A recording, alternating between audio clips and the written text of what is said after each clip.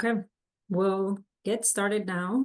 Hello, everyone, and welcome to this webinar, Empowering Climate Tech Startups and Sharing Insights and Strategies for Crowdfunding Success that we're hosting at D3. Thank you for joining us to talk about crowdfunding in the climate tech space. My name is Pilar. I'm the Principal for Investments and Fund Partnerships at Third Derivative. And during this webinar, please feel free to drop any questions that you may have into the Q&A function that you will see on your screen. And we'll get to as many as we can during the live Q&A. Later on, for those of you viewing this as a recording, please do reach out to our team if you have any questions. And our contact information will be shared at the end of this webinar. To get it started, we're gonna share a poll with you all just to test a little bit the temperature of the room. Please do share with us who you are, what brought you to join this session. Would love to hear a little more about your motivations and what you are particularly excited about or curious to learn more about. And yeah, well, while you go through the poll, and just to level set, we'll just kind of frame a little bit this conversation to make sure that we're all on the same page by saying that, you know, crowdfunding is a mechanism by which individual retail investors, accredited and non-accredited, can pool capital to provide funding or invest in a company or a project. We're going to be spending this next hour and a half hearing from an expert panel about some of the considerations around crowdfunding trends for the climate space. And then we're going to wrap it up with hearing from one of our own D3 startups that is running a crowdfunding campaign. And now we'll get started. I'm going to wrap up the poll right now. To provide a little bit of an overview before we kick off the panel, just for the benefit also of this audience, we published a report at D3 last year where we analyzed the opportunity around crowdfunding for climate tech startups. We wanted to learn more about the trends and challenges that are specific to climate tech startups to define then how we could best support our startups pursue this opportunity.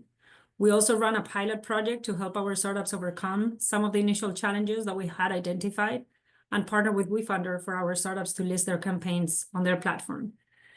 Now, it's my pleasure to be moderating these conversations with Jonny from Wefunder and Bryan Hassin, a seasoned investor in crowdfunding.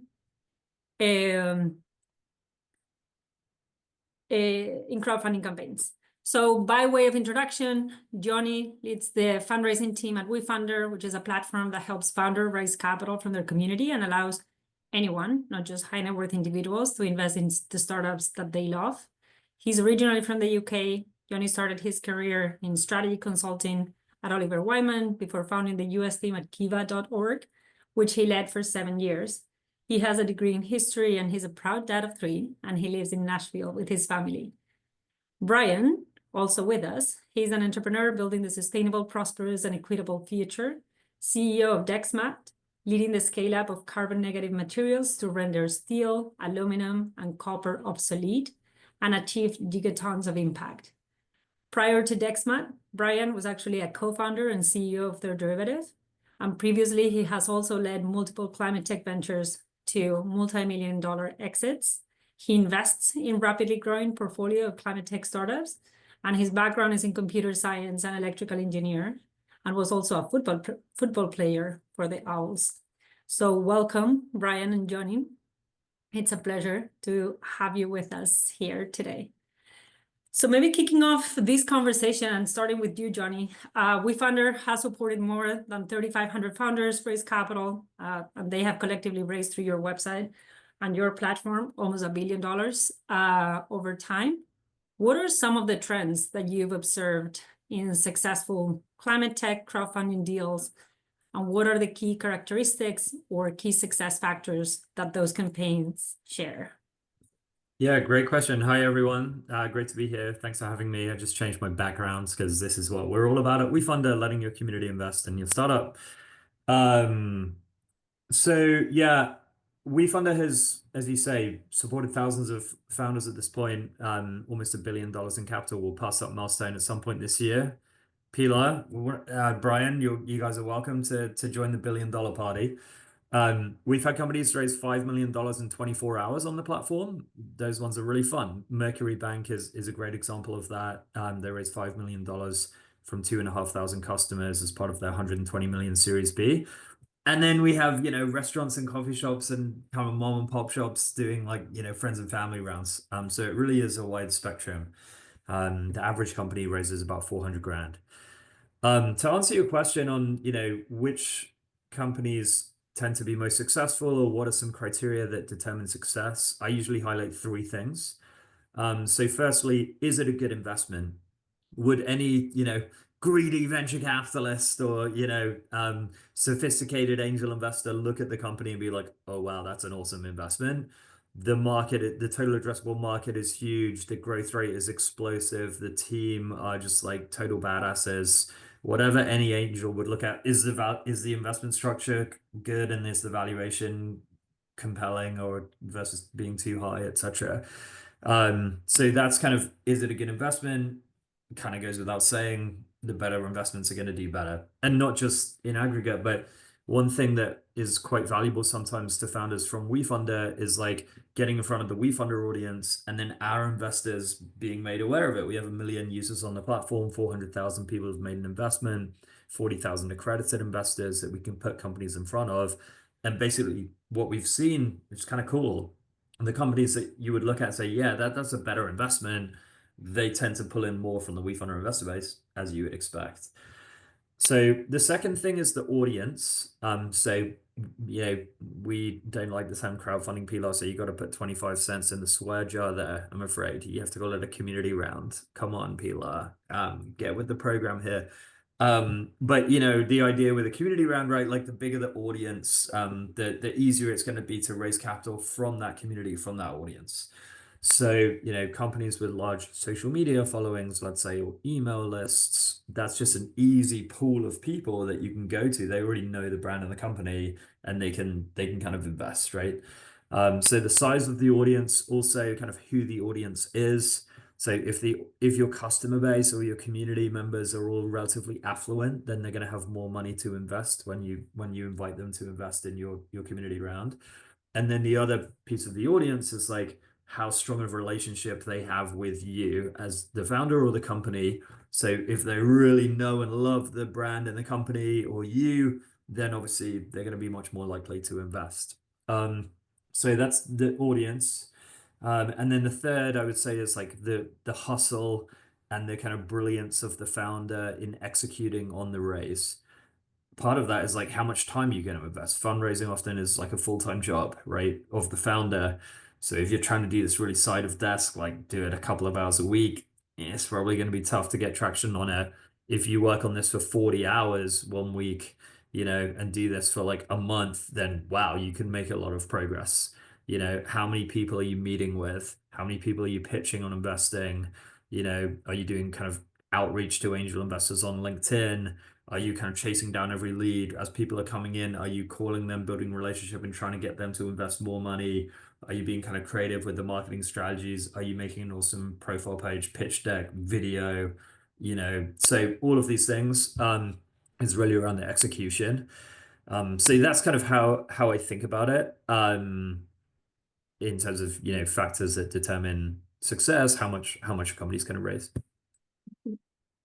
Super helpful. So yeah, it sounds like a good investment, community engagement, a founder that is a hustler. Sound like very familiar to what other investors overall would be fueled by. So it is really interesting to hear some of those insights, because we'll try to dissect as part of these conversations, what are those pieces or points that could potentially make a crowdfunding campaign slightly different, but overall pretty similar to any fundraising effort that founders decide to undertake. So maybe shifting gears to you, Bryan, we described in our report how early stage startups are particularly suitable for pursuing crowdfunding campaigns. And this was, mostly analyzing trends of like, what are the average round sizes that startups raise through crowdfunding efforts. Jonny gave us a few examples that maybe fall a little more into the higher amounts of the spectrum, but the average crowdfunding raise is a little over $1 million for startups that do use crowdfunding. As an investor in crowdfunding campaigns, as a founder yourself, given your experience, how do you think crowdfunding platforms can and could continue to support early stage climate tech startups? And is there anything else that you would qualify in that insight that I just shared? Yeah, and I'm relatively new to the world of crowdfunding. My first experience actually really started when I was CEO of Third Derivative, and we had all these amazing portfolio companies coming through the door. But as the CEO of Third Derivative, I couldn't invest directly in them. But then some of them started doing crowdfunding campaigns, and we had all this amazing diligence showing that these are amazing companies. And so great, I could deploy some of my personal assets. And then even after having left Third Derivative, my portfolio has grown substantially. I've invested in dozens of climate tech startups, many through Wefunder, so many actually that actually I've invested in Wefunder as well when it ran its own crowdfunding campaign. So nice to meet you, Jonny. I'm glad to be a supporter. Thanks for the great work you're doing. And yeah, so the data are interesting, right? The Third Derivative study showed that the average crowdfunding raise was about $1 million. Jonny, your statistics were actually that average kind of overall category is more like $400,000, which it's not a lot for a climate tech startup, right? Many climate tech startups are fundamentally in capital intensive businesses or have substantial kind of pathways to scale or high capital intensities. But it's enough to get started, right? It's enough to de-risk the things that might be necessary to kind of attract a more substantial amount of capital, whether de-risking technology through a little bit of prototype development or de-risking markets through securing kind of LOIs or customer interest. It's also enough to kind of keep the doors open and the lights on in the midst of kind of challenging like venture capital fundraising environments, which I don't think it's controversial to say we're very much in that world right now. And typically when a startup faces that kind of challenging VC environment, the first thing to do is to kind of pass the hat around to colloquially we would call it like FFF, friends, family, and fools. I think there's an opportunity through crowdfunding actually not just to do with friends, family, and fools, but actually friends, family, and fans. I think, Jonny, you called it a community round, but many of these startups, even if they're nascent, have the ability to inspire a number of supporters, fans to kind of start following them and engage on the journey. And engaging in crowdfunding can be a great way really to bring them in the fold, not just for writing a little check today, but also becoming kind of an asset that grows with the company. Could grow in terms of writing more checks later on, but also can grow in terms of providing help, providing support, evangelizing, megaphoning messages that are out there. And a crowdfunding campaign's a lot more efficient than having to go off on a one-to-one basis to hustle up a bunch of small checks.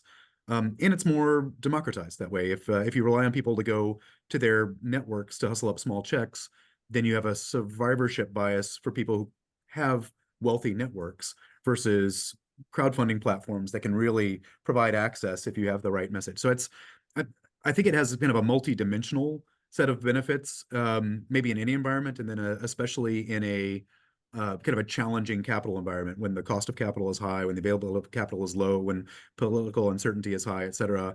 It creates another avenue. And I'm self-interested as well as an investor. It helps me, expose me to a lot of startups that I might not see otherwise.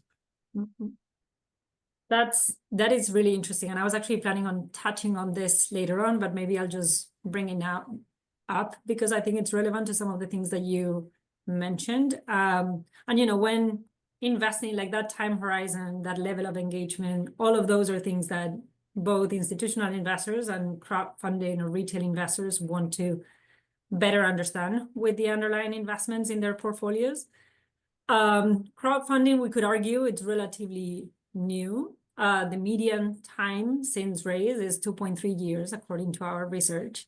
So given, the relatively lower rates of exit or like clear pathways for investors in crowdfunding campaigns to have, many success stories or having, more data points that can give a little bit of context to what their investments will end up performing.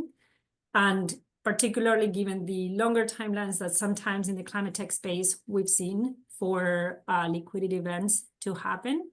Would love to hear from both of you.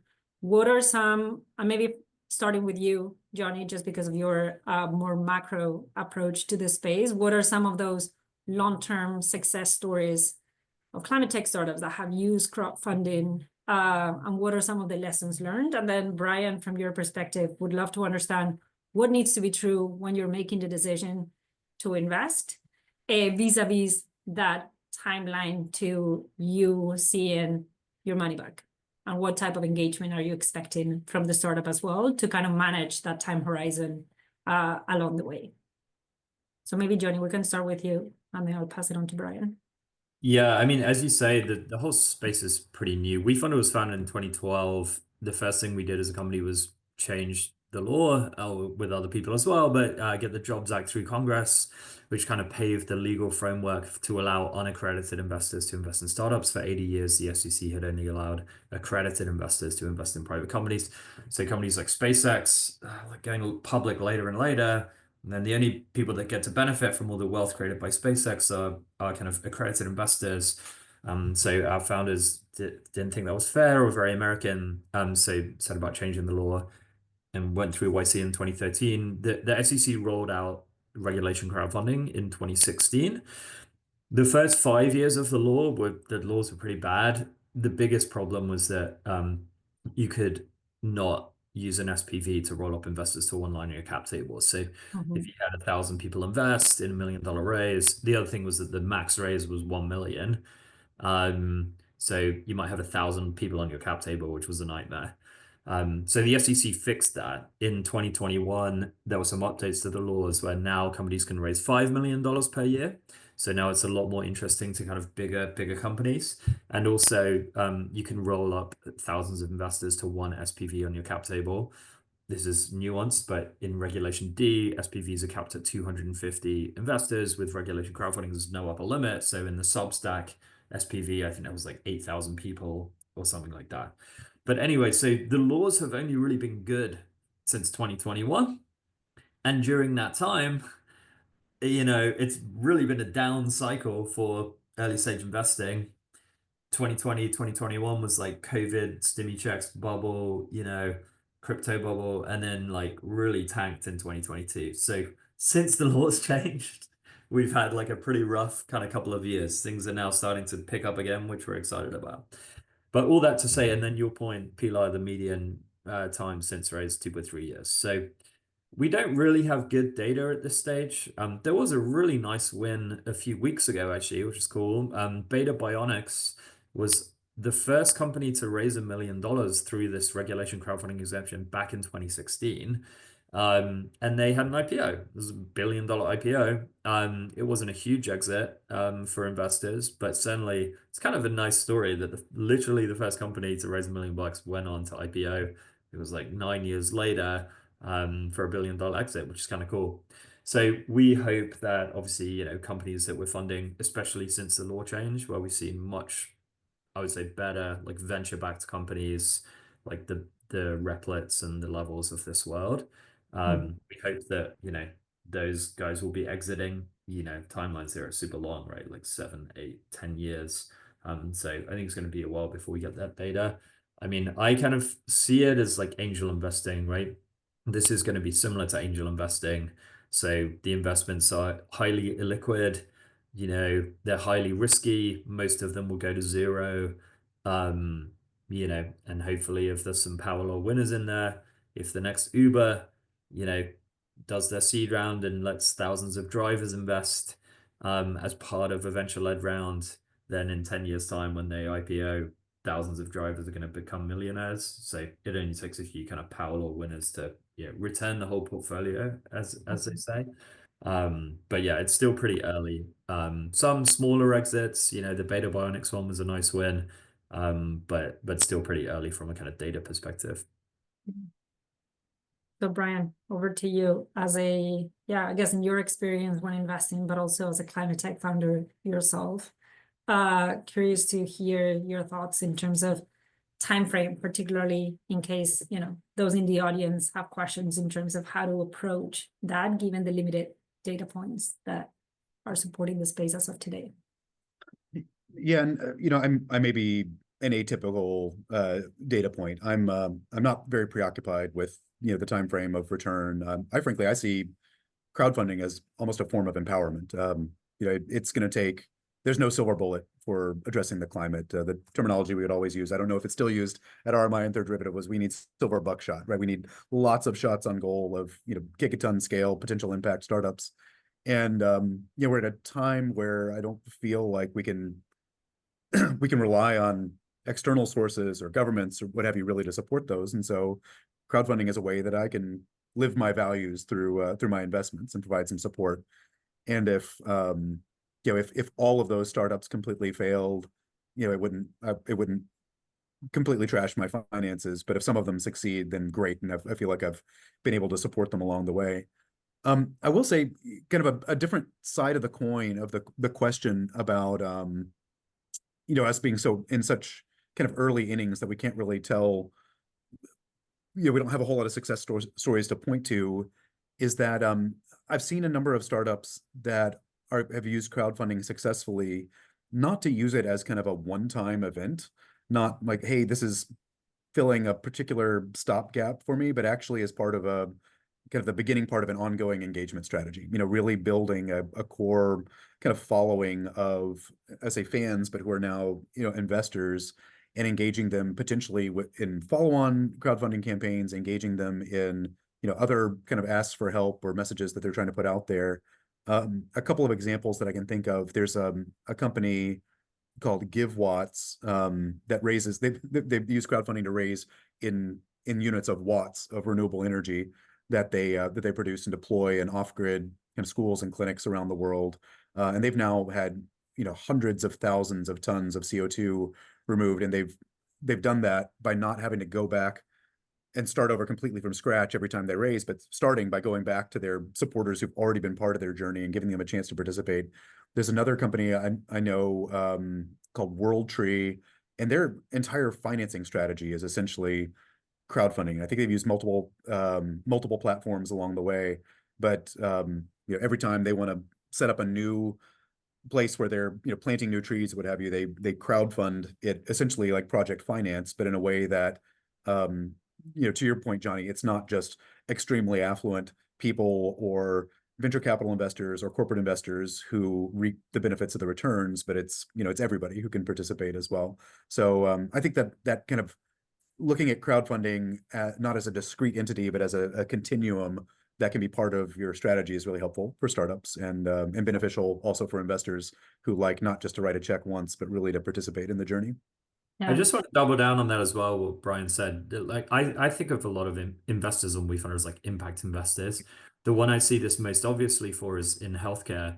So I was on a webinar yesterday with Tyler Hayes, the founder of Atom, who's making prosthetic limbs, better prosthetic limbs.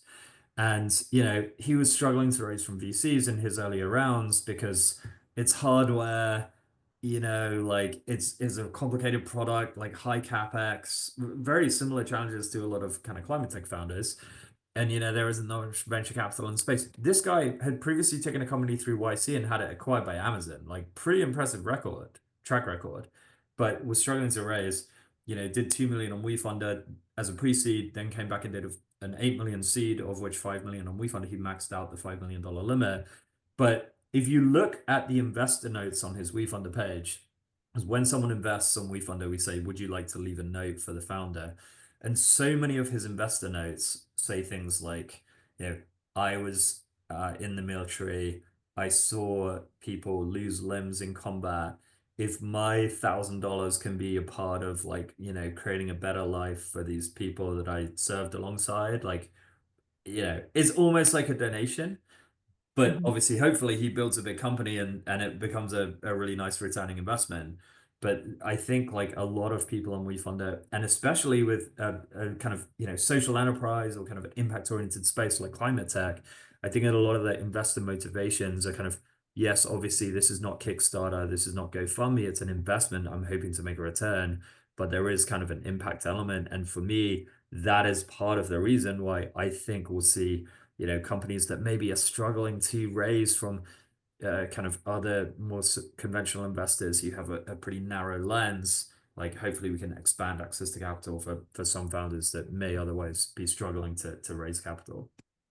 Yeah. Okay, so now, sorry, Pilar, now No, I've got to good. double Go down for on that it. and pull on that as well. So I think that's a really interesting element and a very appealing element of crowdfunding from an investor perspective is that I and I think many other investors are highly motivated to invest in historically underrepresented founders, and it can be challenging to access deal flow because of the biases that are built into networks, mine and everyone else's included. And so I would say the deal flow that I'm able to access using crowdfunding platforms gives me substantially higher access to historically underrepresented founders, historically underrepresented for every different dimension, from geography, from demographics, et cetera, which is highly desirable. Again, it's one of these things that it's very inefficient and challenging to go try to scrounge up that deal flow yourself, even if you're a professional investor, which I'm not, right? I've got a full-time plus day job leading my own climate tech startup. I don't have a whole lot of bandwidth for it. And so I think it's one of the great democratization angles is really around kind of leveling the playing field for investors and entrepreneurs. Love this. I think that's a great point. One thing that I would not necessarily push back on, but like would be actually really curious to double click on is because I think this feeds into these B2B, B2C dilemma around, what the right models for crowdfunding are. So it's like business to business or business to consumer models. And it was interesting as we were working on our report that, we had heard and read so much about the ongoing narrative in the crowdfunding space that B2C companies tend to perform better with crowdfunding rounds because of this piece of community engagement, really appealing to individuals, lived experiences or personal context that they can relate to. But the reality is that in our research, we did not find conclusive evidence of this being true. More completed B2B climate crowdfunding rounds are recorded than B2C rounds, 57% to a 41%. But then it is also true that deal size tends to be larger for B2B versus B2C models with 1.5 million versus 1.1 million. So that also adds, like another hurdle in terms of like the challenge of appealing to enough investors to meet the funding needs of these models.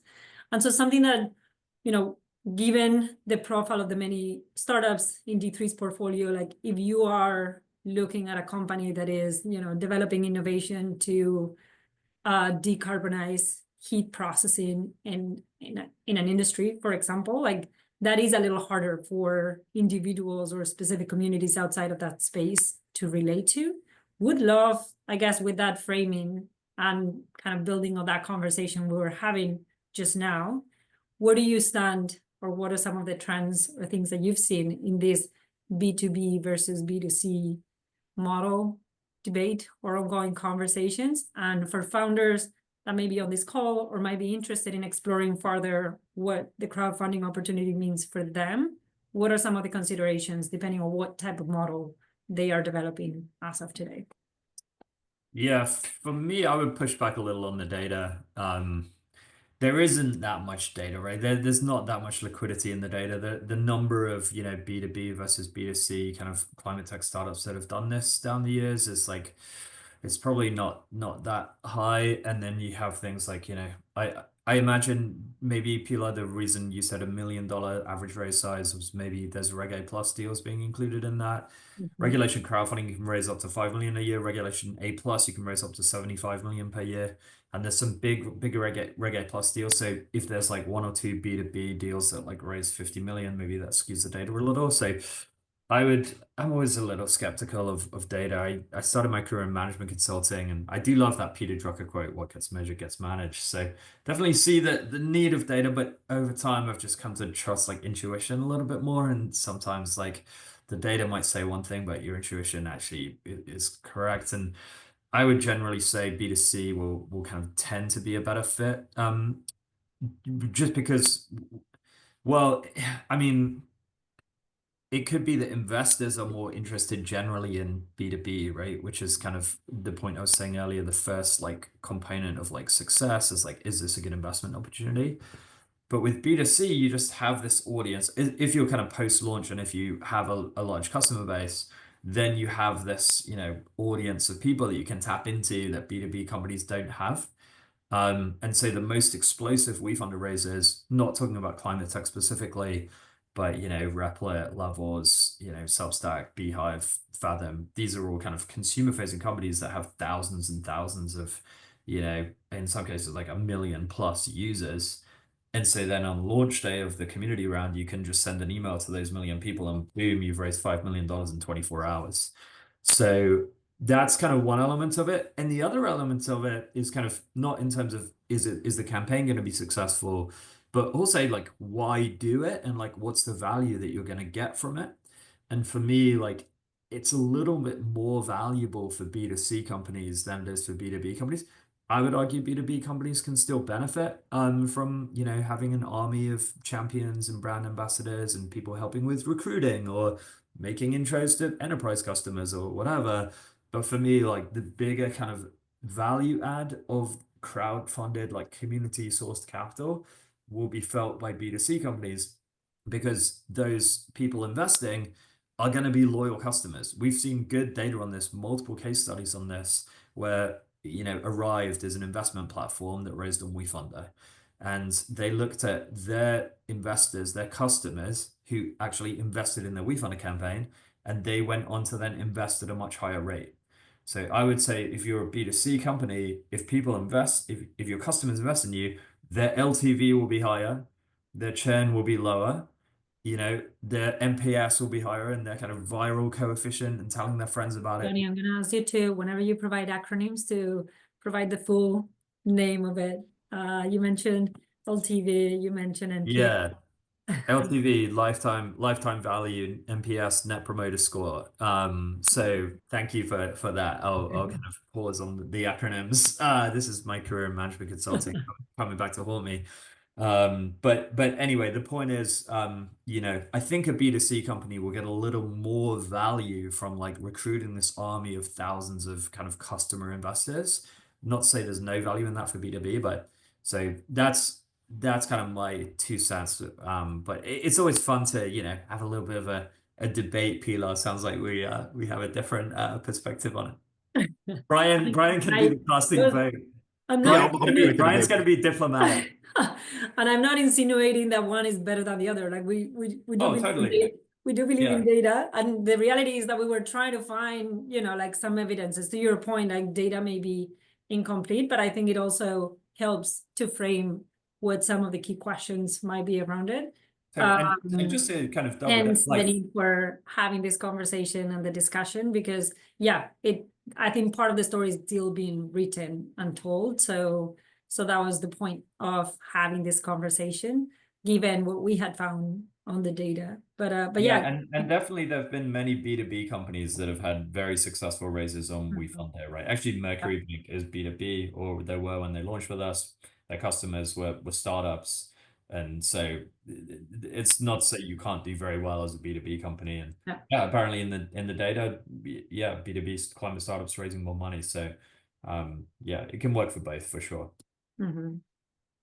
Yeah, and again, data has been non-conclusive for us as of today. But Bryan, would love to hear your perspective on this particular point.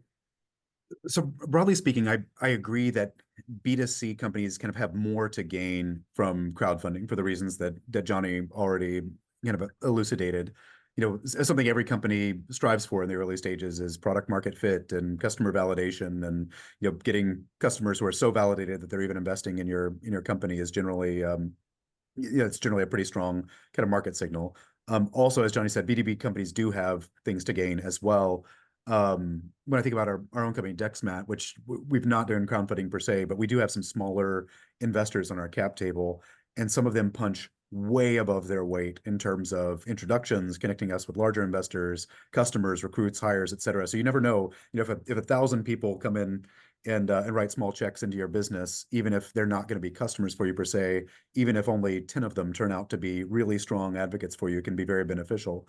But actually, I think the framing is even a little different. I think B2C companies have more to gain from the crowdfunding, but actually investors have kind of more to gain from B2B companies through crowdfunding, just because, you know, B2C companies already have modalities for engaging with their customers and developing strong support, whereas typically retail investors don't have opportunities to invest in non-publicly traded B2B companies. And so maybe that's one of the reasons, Pilar, that you see a slight uptick in the data for B2B, is that from an investor perspective, you think, hey, that's neat. This is differentiated. This is my chance to get in and support this company in a way that I may not be able to otherwise.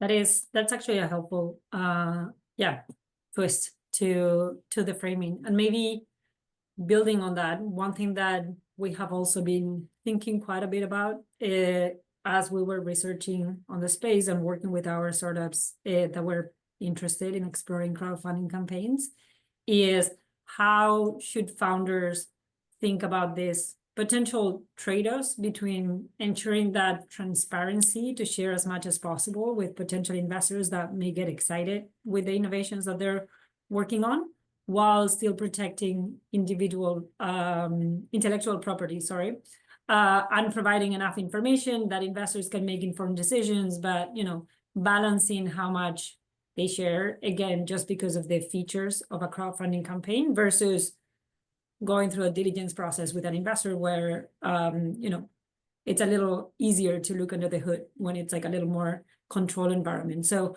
would love to hear, maybe starting with you, Bryan, on that, just building on this discussion we were having on some of those trade-offs around the specifics of an innovation. And then Jonny, maybe you can provide the view of how do you guys deal with providing some of those comfort frameworks, I guess, for both startups and investors. So broadly speaking, I think in my own experience, but also I think data over decades of entrepreneurial research has borne it out as well. Startups have more to gain by being open than they do by trying to be very closed. And also just in my own experience, I've raised the better part of $100 million for over multiple startups from venture capital. And, as I love my dear beloved venture capital colleagues, but once we've sent a pitch deck out somewhere, we assume that it's in the public domain, that those decks can be shared, et cetera, et cetera. So candidly, I don't see a whole lot about crowdfunding campaigns that is radically different than the information environment or the transparency environment of raising standard venture capital. If you've got secret sauce, you should keep that as secret sauce, whether you're undergoing diligence with major investors or putting it out there in the public domain. But anything else out there, as I say, I think you have more to gain from it than to lose from it. From an investor perspective, I also, and again, I may be an atypical data point, but I'm sure I'm not a unique data point. I don't have time to go diligence all these companies. It's a feature, not a bug to me, that I can scan quickly a crowdfunding campaign and write a small check that I won't be hurt if it never comes back, to haunt me. And so I don't need radical transparency or to kick the tires or look under the hood as a crowdfunding investor. But yeah, Jonny, I'd be curious for your perspective, having seen both sides of the two-sided market there. Yeah, Jonny, maybe to rephrase the question. So we were talking about that trade-off between transparency and then also protecting IP or any other specific information on the company that might be worth not sharing broadly with a broader base of investors, and whether from the Wefunder perspective, how do you guys deal with creating frameworks that provide that level of comfort, both for the startups that are thinking about listing their innovations, and then also on the side of the investors that have a stronger feeling of having enough information for them to make a somewhat informed decision to invest? Yeah, it's a great question. It's a really tough balance to strike. I would echo everything that Bryan said. I think, if you are, this is a very public way to raise money. And to Bryan's point, like if you're sending out a pitch deck, that also is maybe sometimes more public than you might think. But Wefunder is like much more public, right? It's a public SEC filing. You have a page, and there are kind of you know, some rules around what you have to share. So you have to share, you know, financials. And if you're raising more than a certain amount, they need to be reviewed and audited by a CPA, which is kind of interesting because that is actually more disclosure than is required in a Regulation D round from accredited investors. So in that sense, there's actually more information. But kind of what you're getting at, Pilar, you also don't. There's not laws around like, oh, the patents or kind of various other information that maybe in a Reg D round of VC might be kind of doing a super deep due diligence dive on. So it kind of there's kind of pros and cons, I guess. But yeah, like it is a public way to raise. So if you don't want fundraising to be public, then obviously it's not a good model for you. There is leeway. So as Bryan was saying, if there is certain IP or kind of, you know, state secrets, even like strategy secrets, like go-to-market strategy secrets, right, that you wouldn't necessarily want being out there in the public domain, you just don't have to share that on the page. One thing that we try to do, we think a lot about this at Wefunder. We try to basically nudge and kind of guide investors. We can't like endorse or recommend, so we have to kind of do this like subtly through design. But for example, we have a kind of details tab on pages that shows last 2 years revenue and profit if that's available. And that is to make it easier for investors to see that quite front and center on the pages. And sometimes founders who saw their revenue dip in the last year will be like, please remove that. And we say, no, we're not going to remove that. This is for investors to like easily get this information. And that's a design choice, right? Another example of that is we have lead investors on Wefunder. So the lead investor is going to vote for all the investors in the SPV. And if you know you want to kind of almost like outsource or delegate the deep due diligence, if that's something that like is important to you, you're kind of worried about the risk here, then maybe only invest in Wefunder deals that have a VC institutional lead on the round. And you can kind of trust, okay, if a VC is like, you know, led this round, priced this round, they've done a lot more kind of deep tire kicking. So that kind of lead investor concept is something we kind of rolled out a couple of years ago to really try to get at what you're talking about here. Because as Bryan was mentioning, like someone investing $500, they're not gonna, you know, spend like, you know, 20 hours like, you know, doing the kind of deep due diligence that a VC would. Yeah, it's super helpful. And I think it's been great to, focus on the demystification of some of the assumptions that go behind crowdfunding campaigns and crowdfunding investment. As we wrap up the discussion and before we open it up for the audience Q&A, maybe just a final thought from both of you. I guess the data point that we have at this point is that over the last 10 years, crowdfunding has made up between 2 and 4.5% of all global climate tech deals. So we've already talked about the nascent nature of this tool to channel capital into climate tech startups. But what are some of the future trends or upcoming developments that you anticipate in the space, particularly for climate tech startups, or things for the audience to kind of live with them as part of this discussion before we jump into some of the specific Q&A that they have? Bryan, maybe starting with happy you. to jump in first. Yeah. I'm not sure I would say I anticipate these trends necessarily, but I would hope for them. You know, my hope is that crowdfunding can help me and other investors just access deals that adhere less to the typical patterns of the typical investment hubs that kind of dominate investment marketing, including and especially in, you know, North America and in the United States.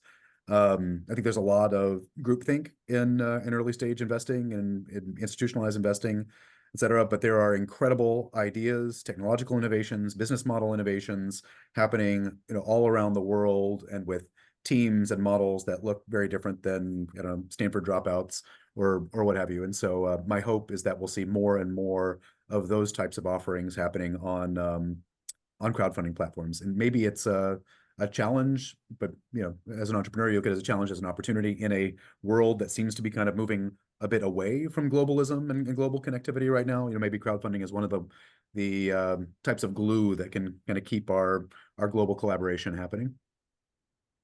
Appreciate that. Jonny? Yeah, I love that. I couldn't agree more. I wrote a blog recently, communityroundup.substack.com, if you want to follow along with my meanderings and musings about the investment crowdfunding space. But the blog was like kind of some problems with the VC industrial complex was the title. And you know, we're not anti-VC at Wefunder. I think VCs are great. And the best community rounds for me are ones where there's a VC leading, pricing the rounds, doing the due diligence that you're talking about, Pilar, you know, taking care of any negative signal, you know, and taking a board seat, adding a ton of value. VCs are awesome. But then also, why not let your customers invest as well? And for me, we'll just see that trend come more and more. I think especially for B2C companies personally, but also for B2B.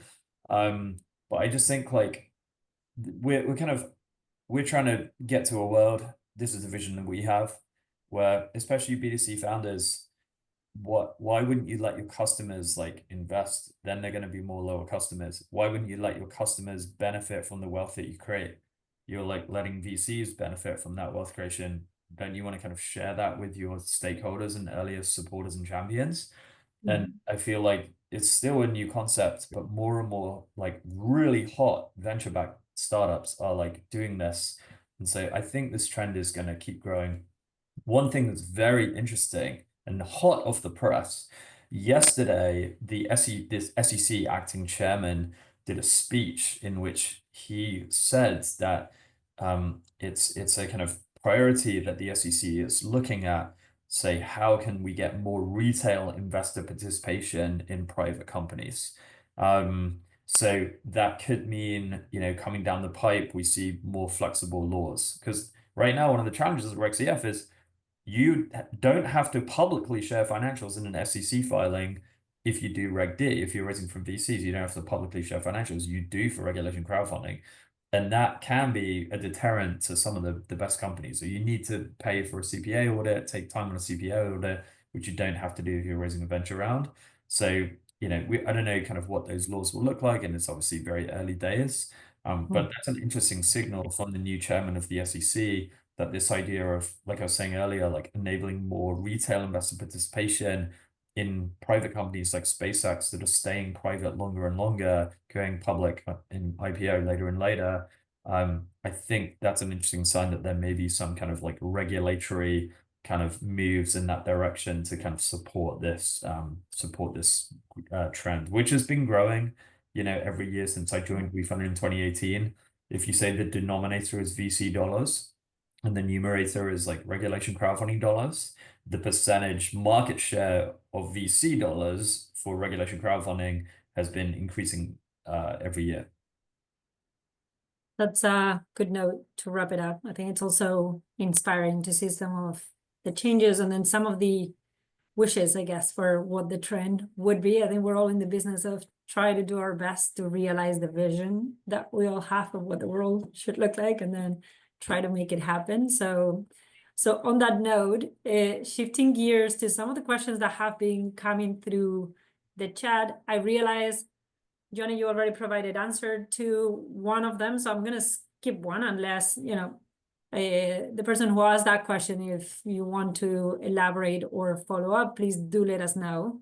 But maybe,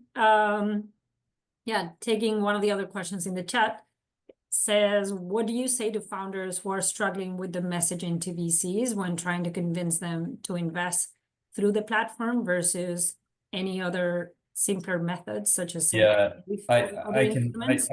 can speak to that one. I wouldn't encourage VCs to invest through the platform at all. I would just have VCs invest outside of the platform. I would distinguish between like the platform, which is kind of almost synonymous with saying regulation crowdfunding is the exemption, whereas most VCs are investing through regulation D, which is limited to accredited investors. So one thing is, are they investing through the Wefunder platform or are they investing through regulation D outside of Wefunder? And I would definitely, the first place I would start is like getting VCs to invest outside of the platform through regulation D. If they want to invest through Wefunder to support the visibility of the campaign, amazing, but most VCs probably not going to want to do that. It's a separate question of like the investment structure. So is it safe versus is it a price round? you know, what we generally recommend is if you're raising from VCs outside of Wefunder through a safe, then I would do a safe on Wefunder. We try to recommend, this is kind of going back to your point earlier about due diligence as well, Pilar. We try to recommend that, okay, what investment structure would you do if you were raising conventionally through Regulation D from accredited investors? Or what investment structure are you raising on from accredited investors? And then just take that same investment structure and put that up and raise additional money on the same investment structure from unaccredited investors through regulation crowdfunding. So yeah, I think sometimes, and hopefully this has become clear over the last, you know, hour or so, but sometimes I think like it's seen as like VC or Reg CF, and that's just not the case. There's many examples. If you go on Wefunder, wefunder.com/explore, and the very top categories like venture backed and angel investor backed. So there's lots of companies that are, you know, I chatted to a founder earlier. He's raising $6 million, water-based business, so kind of interesting for this group. And he has a VC that's writing $1.5 million check to lead the round, and now he's interested in kind of, you know, it's a consumer-facing business, so he's kind of piecing together VC funding and a community round. Yeah, I think maybe that's where the confusion was coming from in terms of what the structure of the investment is overall and who's investing through which mechanisms.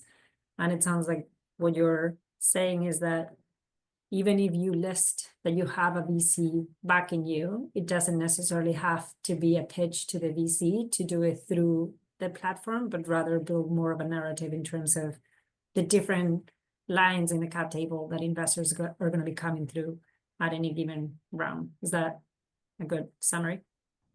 Yeah, I think so. Yeah.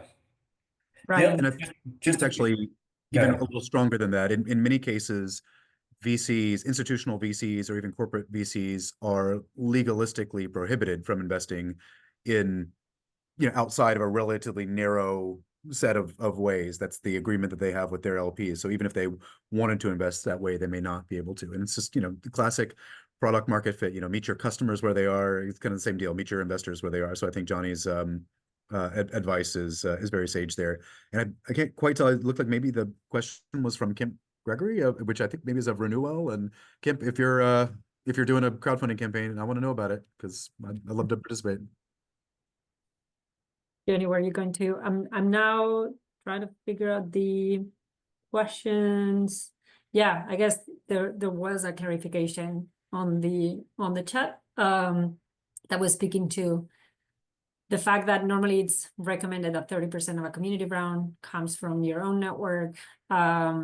Maybe it was more specific to how it says, what do you say to founders who are trying to talk angels onto the platform instead of just using a safe? So yeah, I think maybe the question is more about what are those different avenues through which different investor profiles can come onto a round, and what's the best fit for those coming through the crowdfunding campaign. I believe we've touched on this clarification in our, you know, in the recent chat we've just had, but please do, yeah, share further. Yeah, I can speak to that, and also like speak to the other question, the best place to advertise, promote a Reg CF campaign. Yeah, I was gonna go to that next. I mean, it's very nuanced, right?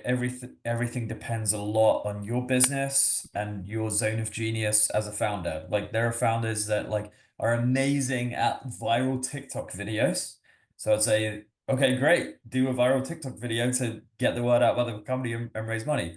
There are founders that are like incredible at like, you know, handshake meetings and closing, you know, angel checks one by one. Okay, great. There are founders that, like me, that have a big LinkedIn network from like years working in like business development.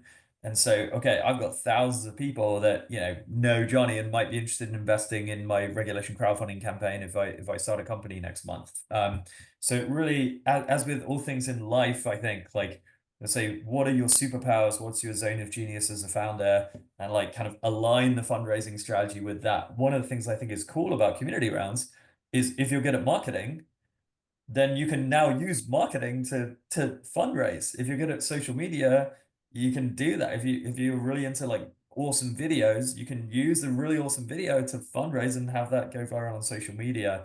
And those kind of tactics to raise capital are just not really used in kind of Reg D investing, which you can only raise from accredited investors and you can only kind of fundraise in private. I think it's unbelievably anachronistic that like the way that most startups raise capital in 2025 is like only from rich people in private. It's so weird to me that like the VCs that have backed, you know, all these social media platforms, like that's how this industry operates. I think it's very ripe for disruption. I hope it is.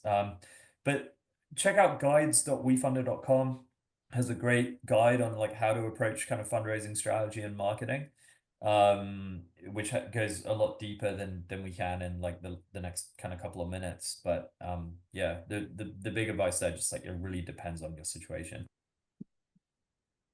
Bryan, any insights in terms of maybe channels that you think are most successful for you as an investor to get notified through or to get a little bit on the know of what's happening?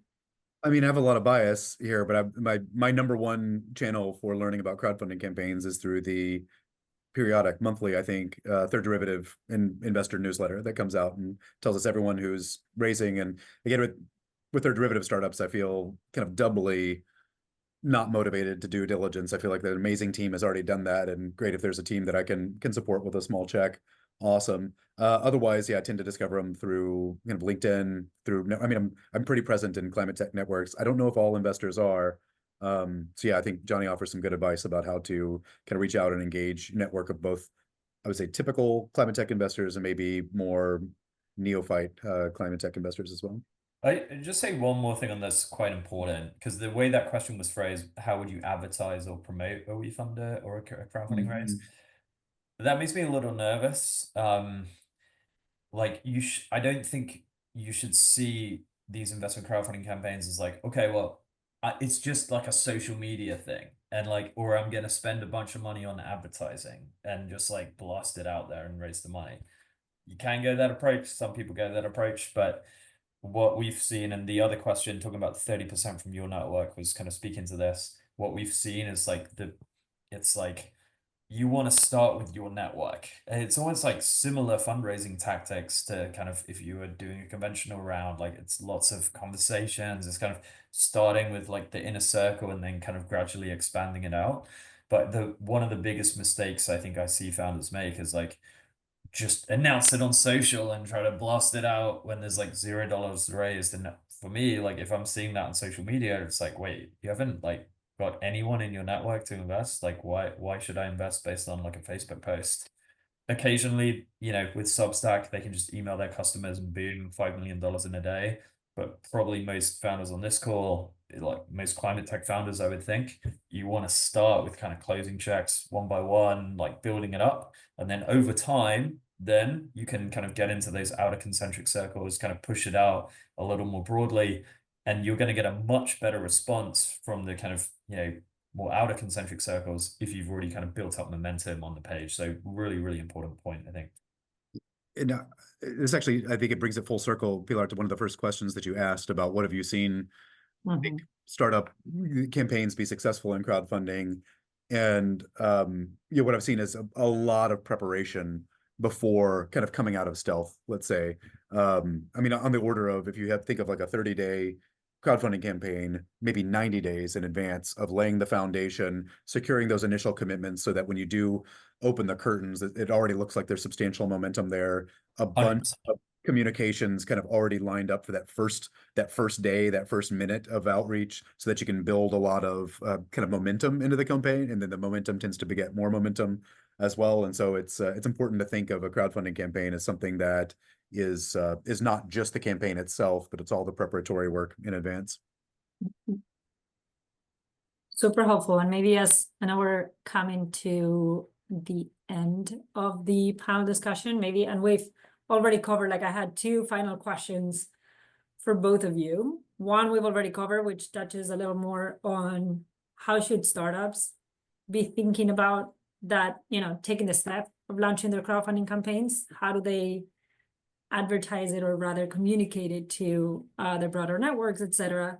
Maybe shifting on what would be the final thought, or, you know, demystifying advice or just recommendation for those listening that might be thinking about either expanding their crowdfunding experience to investing in climate tech specific companies, or just exploring crowdfunding as a tool to leverage their capital to support founders in the space?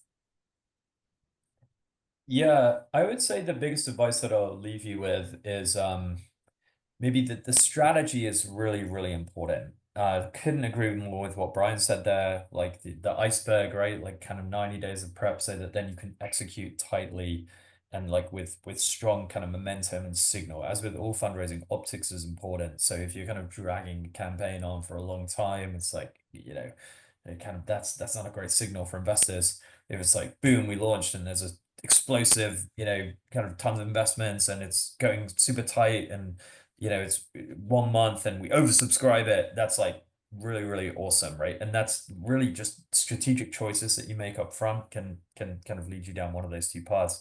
We have a new kind of tool at Wefunder that we're excited about, landing pages, where you can spin up a landing page, no mention of an investment, no mention of like dollars. You're not charging people's credit cards, but you're just gathering interest and just building that interest up in that 90-day period that Bryan mentioned, or however long it takes. To say, okay, wow, we have 500K of interest now. Now let's launch with a 500K target, and then boom, we can hopefully oversubscribe that pretty quickly from a position of strength. So I think the strategy is really important. Even before that, right? It's like, do you even need to raise capital right now? Like, are you going to be able to raise capital right now, or can you keep making forward progress? And especially if you're generating revenue, so that you can build a more investable business, so that then when you are pitching investors, be they VCs or angels or retail investors, you know, you're gonna have a better ROI on your time. So yeah, I think this getting the strategy right is critical, and obviously that will depend greatly depending on the specific situation.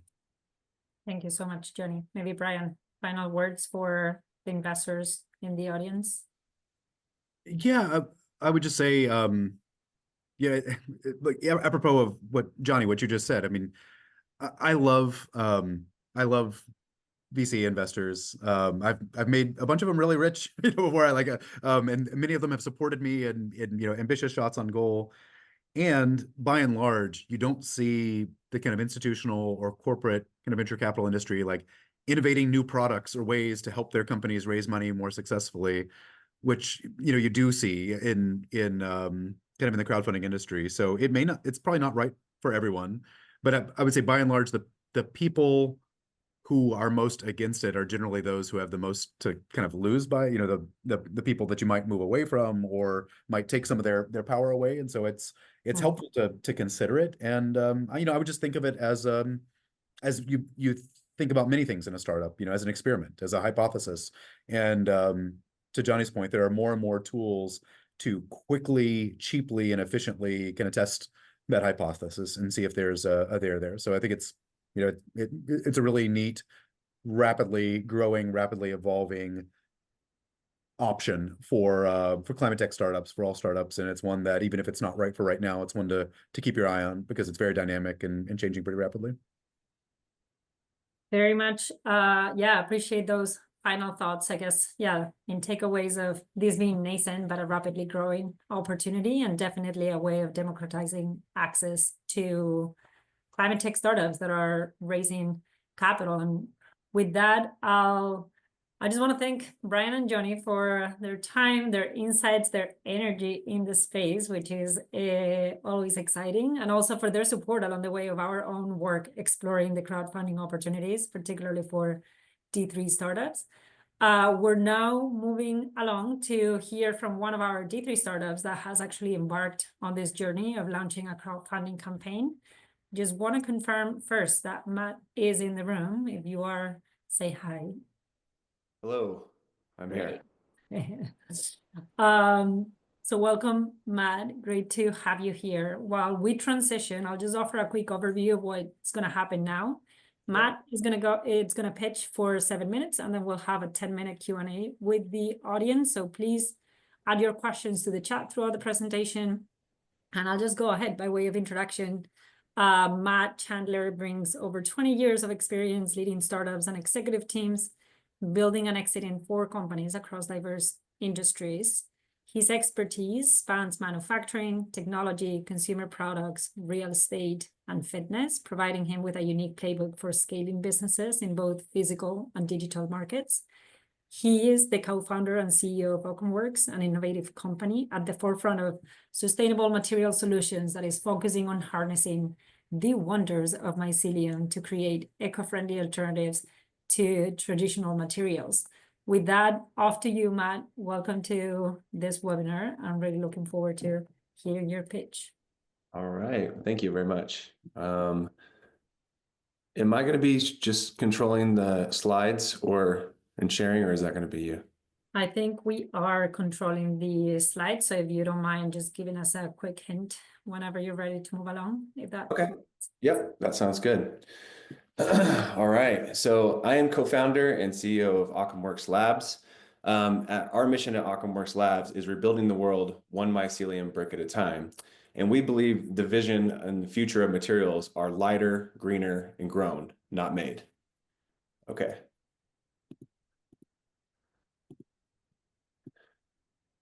All right. So the way we build is broken. And there are three factors and beliefs that we have that kind of lead to that. Number one, the way we're building right now is really not as efficient. Wood accounts for over 50% of our built environment, and wood takes decades to grow, half of it is wasted in the process, and it's very costly to transport. The infrastructure and the CapExes are high, and it's just not a very efficient material. Number two, the materials we use right now are not as healthy as either. Currently, the 40% of the global CO2 emissions come from the way that we build. We use a lot of glues, plastics, and toxic petrochemicals inside of our building processes, which lead to a host of different environmental impacts, as well as they've been known for bad for human health too. The alternative solutions right now we believe are also not very scalable. A lot of them are just kind of overly expensive, are not as cost effective, and they don't make a lot of sense. The ones that are decent are sometimes not as strong or weak for holding structures, and they have to rely on the heavy toxic glues and petrochemicals in order to make them viable. Okay. So at Occam, we say, why extract when we can grow? At Occam, our materials, we harness nature's most cost-effective input, and that is mycelium. For mycelium, it takes days to grow versus decades like trees. Mycelium can simply grow and feed off of a waste product. Also, with our patented process that we use with textiles, we can actually build strong materials when we use the mycelium and the agriculture waste. Number two, they're healthier. In the production of our materials, it's actually carbon negative, which means that we can actually reduce the amount and sequester more carbon in the production of our materials than we're causing to make them. We don't use any heavy toxic glues or forever chemicals, as the mycelium acts as a natural kind of glue and adhesive. And it's good for ecosystems, it's good for human health. Number three is that we feel like that it's scalable. Our mycelium products that we use are naturally stronger when they're binded just from the way that the mycelial networks grow within the textiles.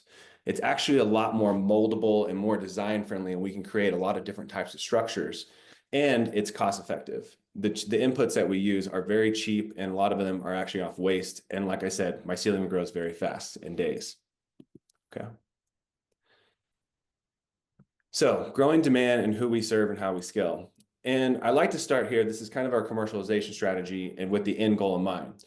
Our end goal is to license to big manufacturers and big brands and distributors of materials. We do realize that that's probably not the best place to start. A lot of these material manufacturers and distributors are very big, they're very slow moving.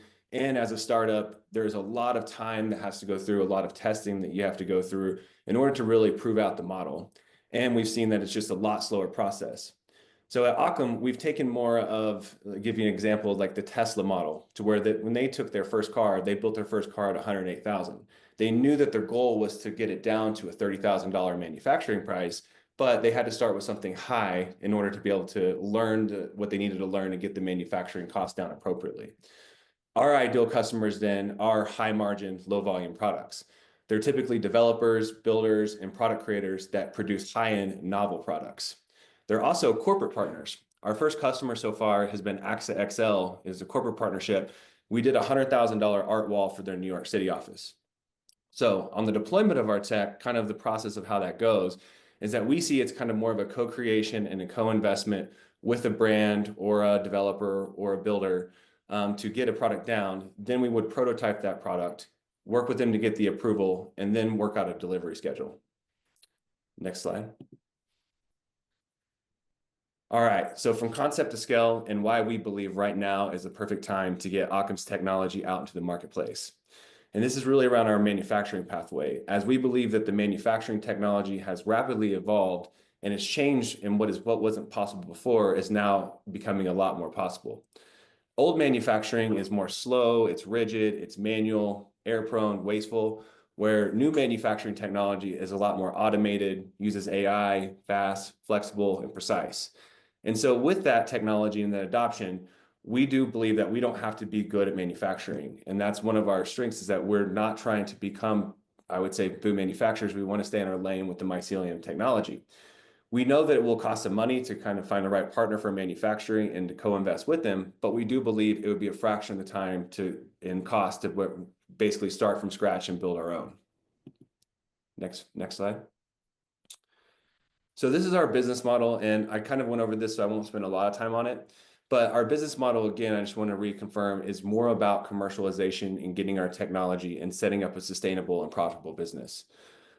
Our goal, like I said, was to collaborate with companies, brands, and co-creators of novel high-end products that are more high margin and low volume at first. Once we start to build more of a track record, learn and evolve more in the process, as a process of working with these materials, then we will start to grow into higher volume, lower margin products and look to license to a bigger player. Okay. So fueling growth, scaling smart, and building stronger. Our funding is for scaling production capabilities and partnerships. We're looking for equity funding of 1.25 million. We're open to discussions with the lead investor of the valuation, but we're anticipating around a dilution of around 10%. The use of funds is for securing additional customers. We're anticipating that there's going to be some co-investment to collaborate when we're building the products with some of the potential partners in the high-end products that we're looking to produce. We do believe that they'll have the markets and the distribution and sales part of it, but we're going to have to spend some money for co-investment. We're also looking to solidify our manufacturing partnerships. And like I said, we want to partner with a great manufacturer, and I've already kind of narrowed that process down, but we do realize it's going to be some co-investment and some time to be able to get there. Number 3, the use of funds is to evolve and refine our own process. We have a residency at Autodesk right now that we just got accepted to recently, and we're going to be needing some more materials and testing to do some more rapid prototyping as well. We also realize that through the co-development with our customers and manufacturing partners, that we are expecting to have a little bit more funding that we need to have available as well. All right, so let's go over our team. So our team really has 2 different parts to it. The first part is the mycelium and industry expert. Josh here is our founder and our mad mycelium scientist. He's a leading and respected structural mycelium expert. Chris here is a carbon-free building guru. He leads the Carbon-Free Buildings Initiative at RMI and is a respected thought leader in the space.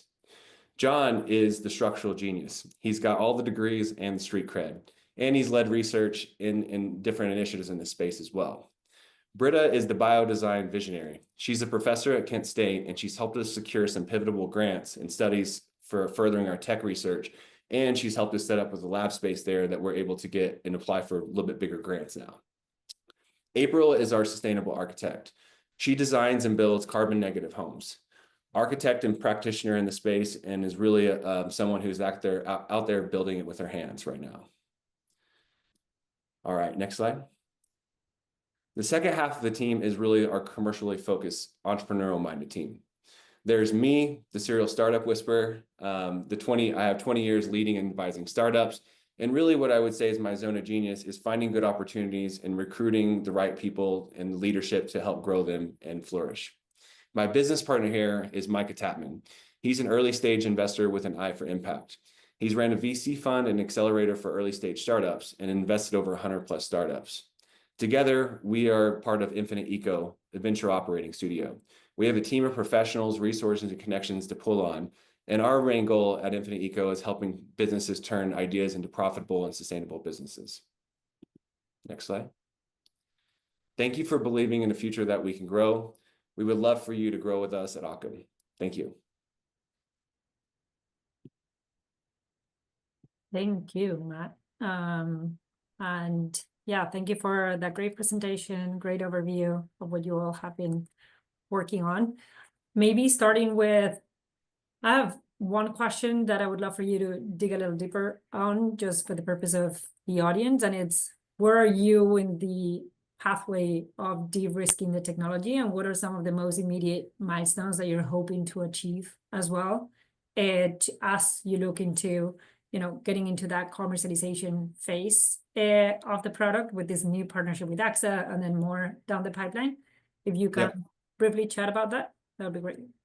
Yeah, on the de-risking side and with the project we did with AXA, part of the project with the wall went really well. And then part of the project that we had where we were looking at doing some interiors and office furniture for them, we ran into just scaling problems.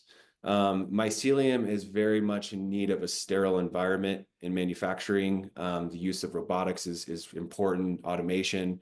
And so we really were kind of fell short of, like, you know, the space we had wasn't able to meet those stable requirements or sterile requirements. And so that's kind of really what got us thinking of looking at different manufacturing partners. One of which we've been recently talking to is what some would consider a competitor, but they're actually been an ally, is MicroWorks, who has recently got a lot of funding. They have a lot of this, you know, manufacturing and sterile environments worked out. And so we've really been looking at partners like that. They're already in the mycelium space and working that way because they already have the sterile environment and some of the equipment that we're going to need, and just working on a different kind of avenue and product with them. But I would say that, you know, our biggest hurdles at first was just like running into those manufacturing requirements and being able to meet the demand that AXA needed, which again was a great thing that we had the demand, but it was challenging to try to get the project done for them. And again, we hope to do some more things within the future, and they've expressed that they would love to do so as well. I mean, yes, there is no journey without, you know, like little bumps along the way. But I think the most important piece of it is, you know, the many lessons learned that come from each of these experiences. So, Yeah. so thanks for sharing that. Maybe shifting gears, and for the purpose of this audience, this particular session that we're running here, would love to understand a little more about, in the context of the many lessons learned along the way, what's been your journey in launching the crowdfunding campaign. What are some of the things that you've found particularly enticing of launching a crowdfunding journey? And then what are some of the things that you would potentially do differently if you were to start all over again?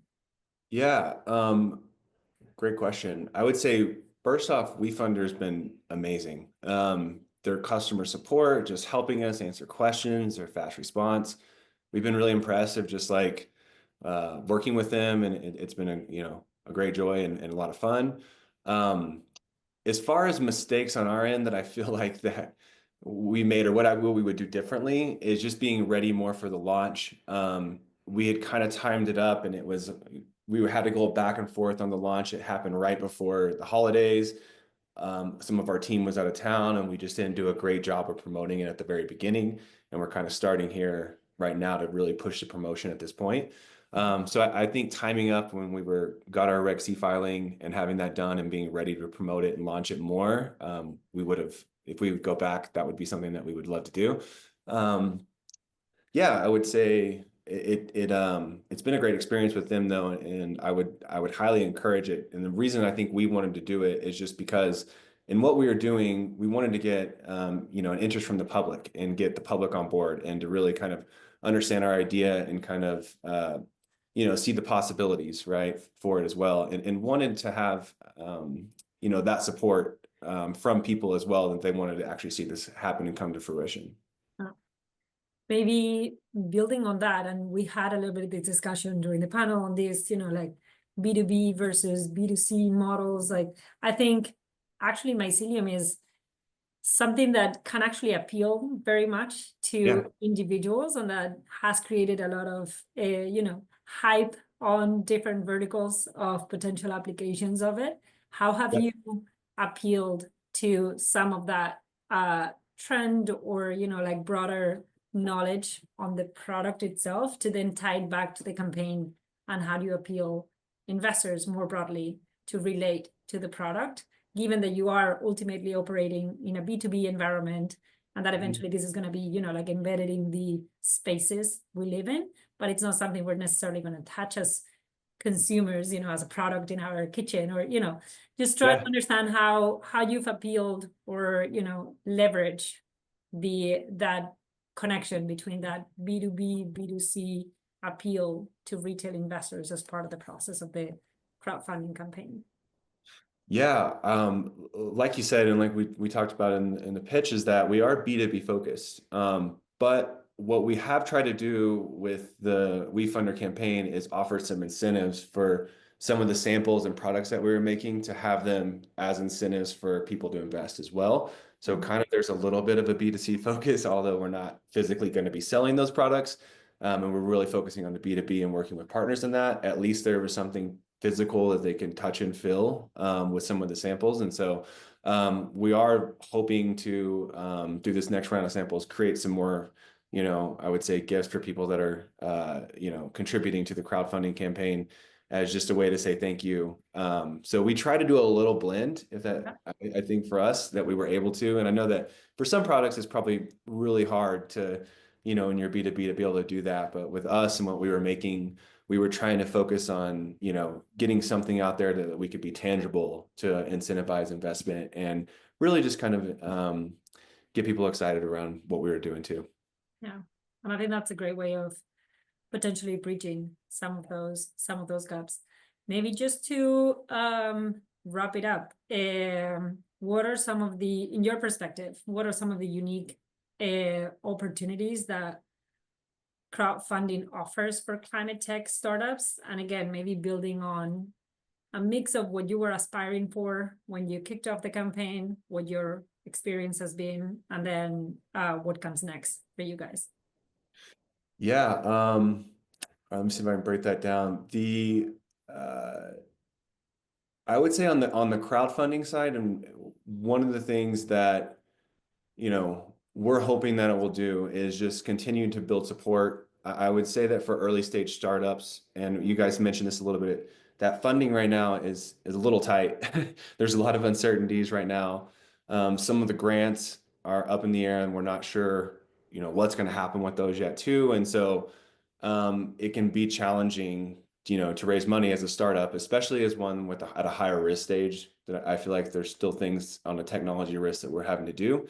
And so I do believe that crowdfunding is just a great way to get that early support for people that just really believe in you. And then I think that was also going to help start to spur on, you know, additional maybe VCs or, you know, more angel investors that might write bigger checks outside of Wefunder to kind of collaborate and work with us too, if they know there's a good amount of support of people that want to see that happen, and there's somewhat of a de-risk from the funding that comes from Wefunder.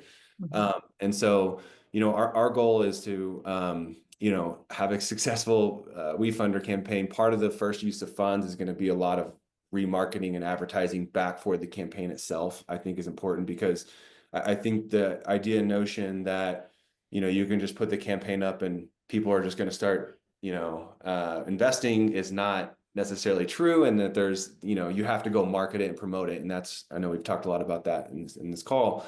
And so we're wanting to put more money behind advertising and really getting it out there. And so I think that's kind of one of our plans and next steps is, you know, to market the campaign itself, to have a successful Wefunder campaign, and then maybe spur on bigger investors from that as well. Great. That sounds great. For what it's worth, also for the benefit of the audience, we have included a link to the Occam's campaign page in the chat of this event.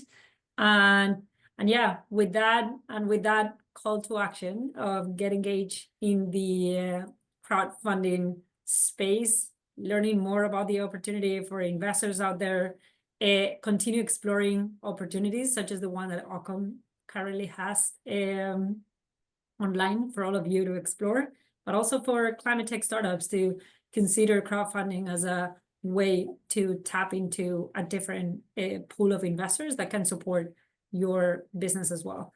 So yeah, thank you, Matt, for the time, for presenting the great work that you've been doing. Really do hope that many of these calls are prompted to learn more. Thank you also to Jonny and Bryan for their insights. And thank you to all of you for tuning in and being interested in learning more about the opportunity for crowdfunding and for climate tech startups. And if you would like to learn more about D3 startups considering a crowdfunding campaign, or want to learn more about how you can further engage with our ecosystem, please do reach out to us. And this is the email that you can reach us on. Emma, who's been one of the leading people behind this webinar successfully being run. So thank you so much, everybody. Have a great rest of your day, and looking forward to chatting soon. Thank you.